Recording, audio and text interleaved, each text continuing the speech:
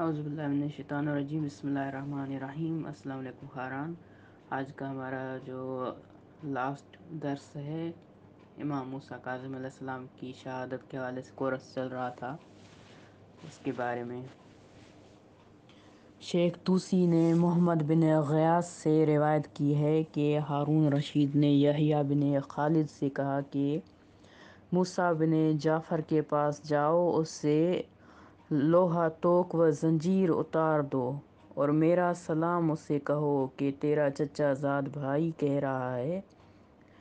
کہ مجھ سے پہلے ایک قسم کھائی جا چکی ہے کہ میں آپ کو نہیں چھوڑوں گا جب تک کہ آپ میرے سامنے یہ اقرار نہ کریں کہ آپ نے برائی کی ہے اور مجھ سے معافی چاہیں۔ اس سے جو کچھ آپ سے ہوا ہے اور اس برائی کے اقرار میں آپ کے لیے کوئی عار نہیں ہے، اور نہ ہی اس خواہش و سوال میں کوئی نقصان ہے، اور یحییٰ بن خالد ثقہ و میرا محل اعتماد وزیر ہے، صاحب امر ہے، اس سے سوال اور خواہش کرو اتنی مقدار میں کہ جس سے میری قسم میری پوری ہو جائے اور مجھ سے خلاف قسم نہ ہو، پھر جہاں چاہو صحت و سلامتی کے ساتھ جا سکتے ہو۔ محمد بن غیاث راوی کہتا ہے کہ موسیٰ بن یحییٰ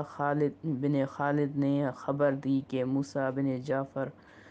نے یحییٰ کے جواب میں فرمایا، اے ابو علی،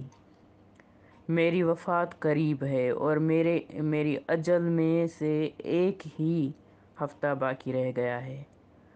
اور روایت ہوئی کہ جب آپ علیہ السلام فضل بن ربیع کی قید میں تھے، فضل کہتا ہے کہ بارہا میرے پاس پیغام پہنچا کہ میں انہیں شہید کروں، میں نے قبول نہیں کیا، اور میں نے انہیں واضح کر دیا کہ یہ کام مجھ سے نہیں ہوگا۔ اور جب ہارون سمجھ گیا کہ فضل بن ربیع قتل نہیں کرے گا، اقدام نہیں کرے گا اس کا، پھر انہوں نے فضل بن یحییٰ برمکی کے ہاں قید کیا۔